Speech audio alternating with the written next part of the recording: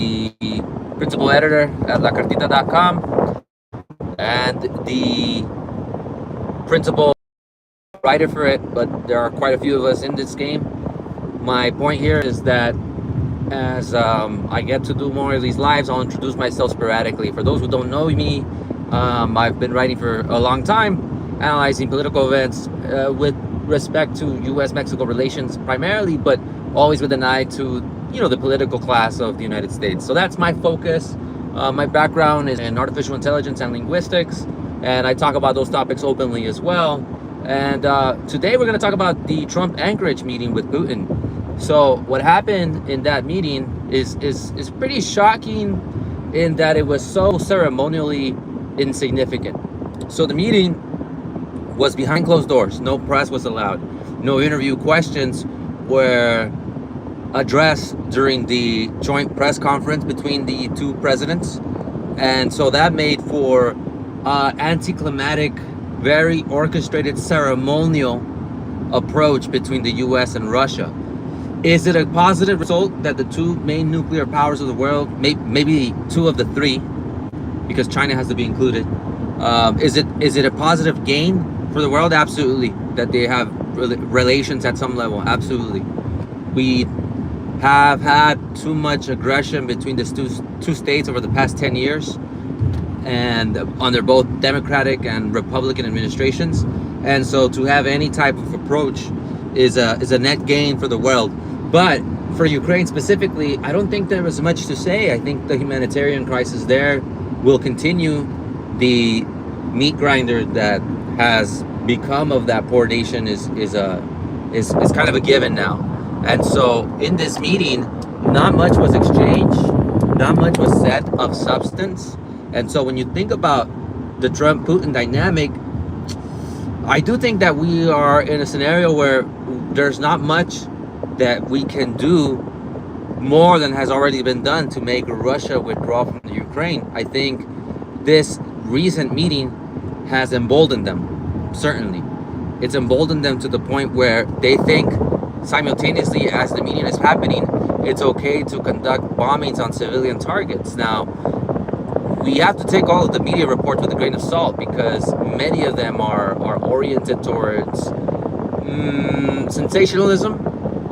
But for the most part, when there are reports of deaths in the Ukraine-Russia situation, they're verified, they're validated by some international body, the UN or whatnot. And then also there are other nonprofits who organize numbers between Russian and Ukrainian governments and find a way to corroborate them. So when you take that into account, you have a situation where Trump gets together with Putin and simultaneously the Russians go on offense and bomb civilian locations. That's a given if they feel emboldened, if they feel like there will be no possibly negative consequences for them.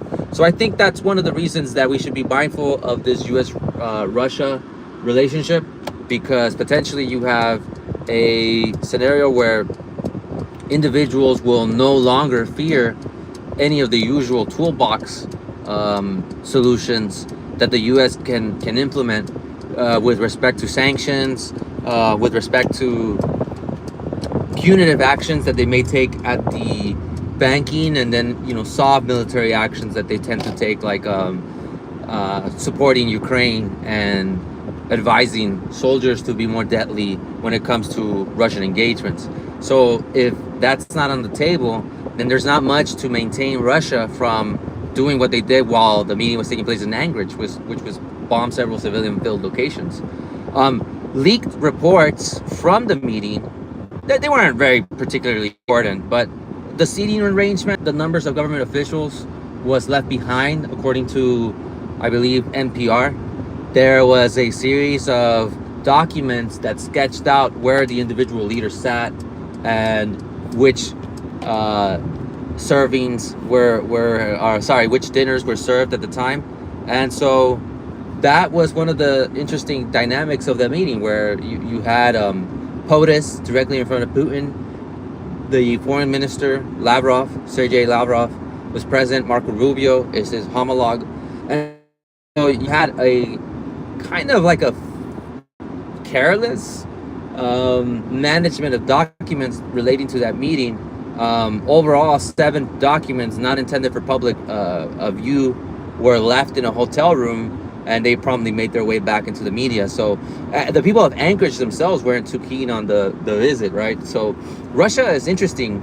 Russia and Alaska are interesting because it's not unlike Baja California and California, right? Where you have, Californianos who have, I'm not going to say multiple allegiances, but certainly links to an ethnic motherland. And in this case, there are many ethnic Russians in Alaska because they were some of the first settlers, and some of the old money has a lot to do with mining, and some of the natives, intermix with those groups. So over time, Russian is not a foreign language in Alaska, it's a second language. And so it's something to be mindful of. When you have a meeting in Alaska, you're essentially signaling that Russia's expansionism, in a sense, is viable in the 21st century, right?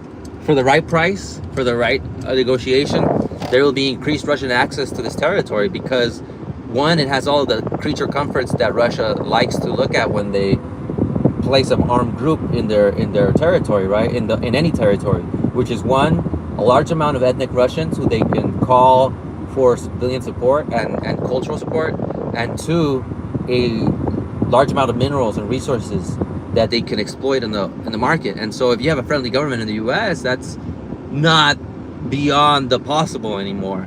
But it was just a trivial meeting where the real significance was that it took place. I mean, there was pleasantries exchange. Putin mentioned in his press conference that there was a lot of discussion around the space program. That was the sort of situation that made for a more symbolic meeting. And again, just because I mention all the potential negative things that Russia could do with respect to this meeting doesn't mean I don't see the positive. The positive is that you have a ton of people who no longer are going to chomp at the bit to go to war with each other. And if you have Russia and the United States being more neutral and cordial, I think that's a great thing. There's no accidental exchanges of fire, no accidental missile launches. There's a lot of benefit there. But there is a lot of political calculation both sides have made, to the point where a lot of the theatrics will leave people who want more substantive change, especially those who are of Ukrainian descent in the US and Ukrainians in Ukraine and even abroad. It'll leave them wanting for more because the meeting wasn't so much about them as it was about Russia and the United States. It was interesting too, like the most interaction the US and Russia have had has been over the Ukraine situation. So if you have a scenario where that's not the main topic, it does seem to be a general reset to relations. And the negotiations don't even involve Ukrainian officials. They're getting telephone calls over what was exchanged, if anything. So I think it does mean it's a general reset. I think the actual meeting taking place was the event. That it's an illocutionary event, right? So it's something that has meaning just from what happened, just from it taking place, right? So I don't know.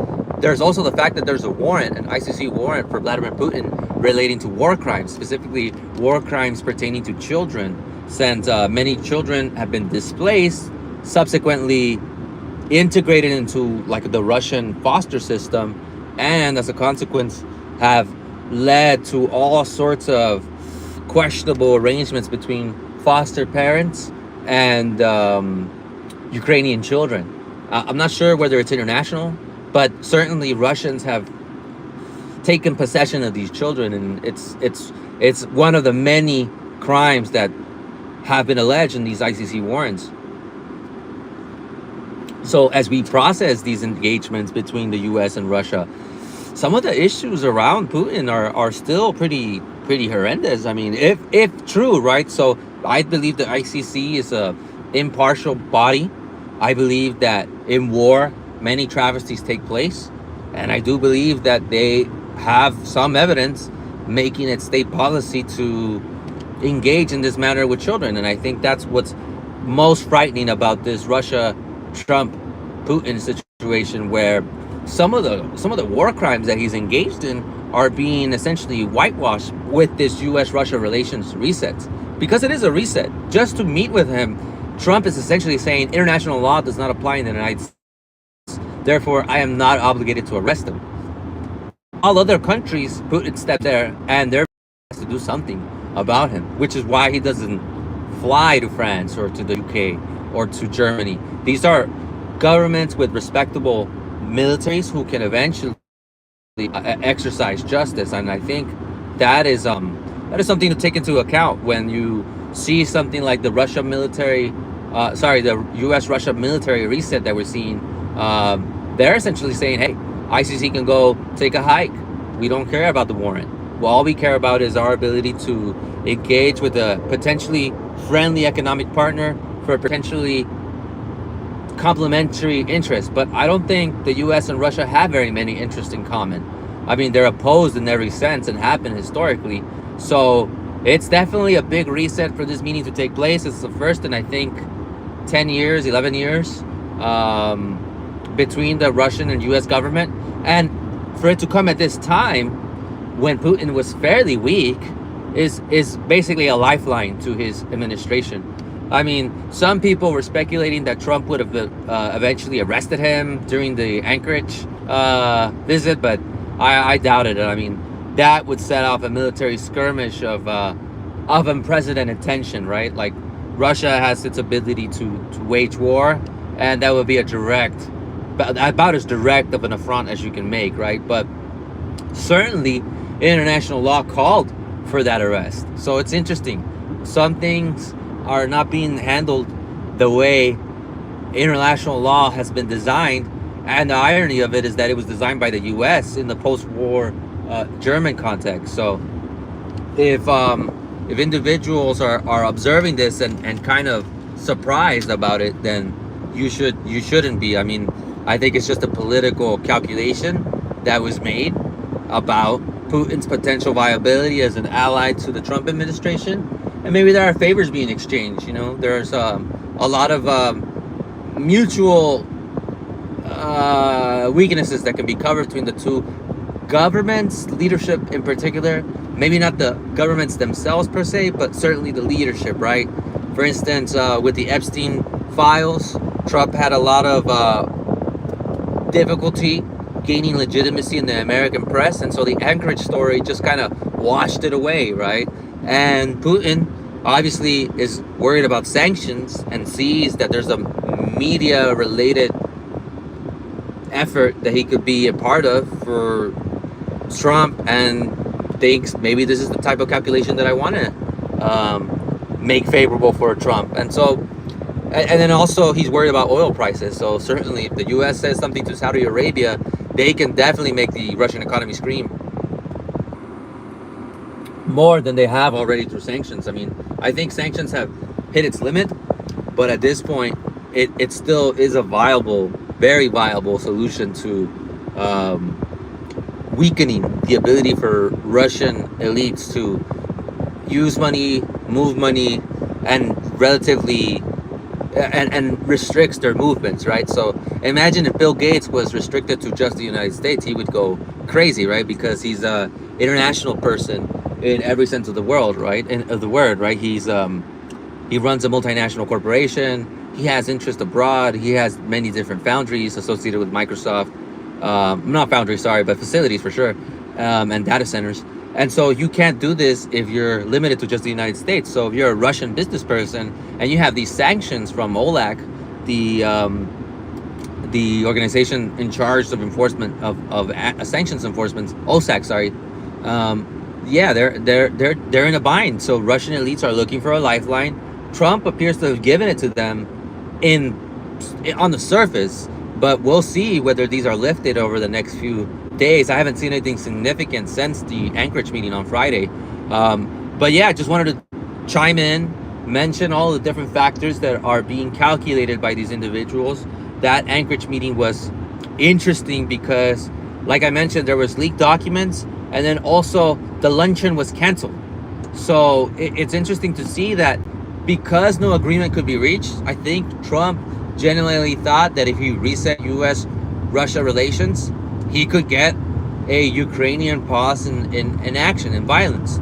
But instead, he's finding that the more he gives, the more indebted he appears to be to Putin, in the sense that since he's given him something, most political observers domestically want to receive something in exchange, right? So most Ukrainians would want a peaceful settlement of the issue.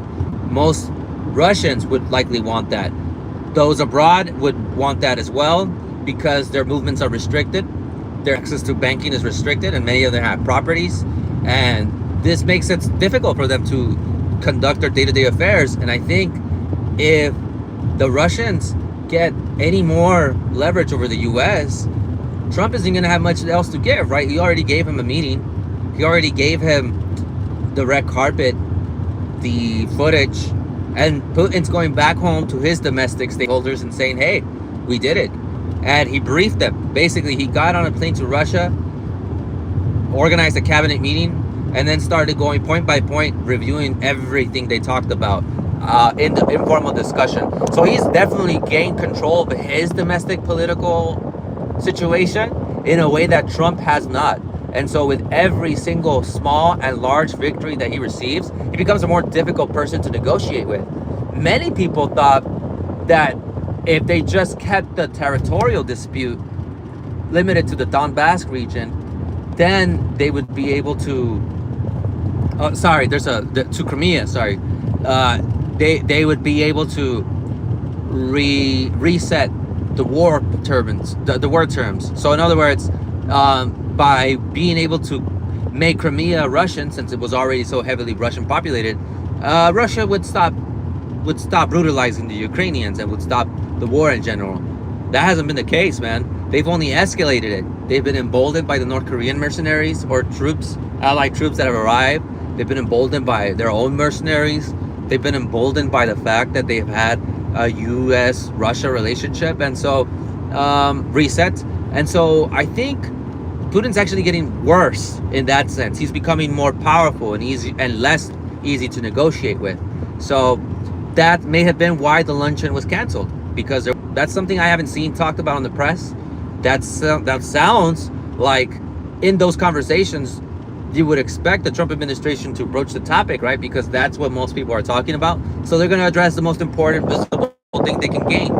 They didn't get it, and so now they're going home empty-handed, and they canceled the luncheon. So interesting stuff. Interesting to see how little engagement there is on the main topic of conversation, and how little success they're having, and how potentially, if you really break down what I mentioned, it may get harder, because the U.S. and Russia have finally met face-to-face in less than, it's happened once in the past 11 years. Like, that hasn't happened in a long time. And Trump has, in a second presidency, essentially, given Putin that ability to say, hey, I've reset relations. It seems like the Americans are willing to talk, independent of what's happening in Ukraine. That means we're losing leverage. Like, that basically means we're losing leverage, and as a country. So definitely something to think about.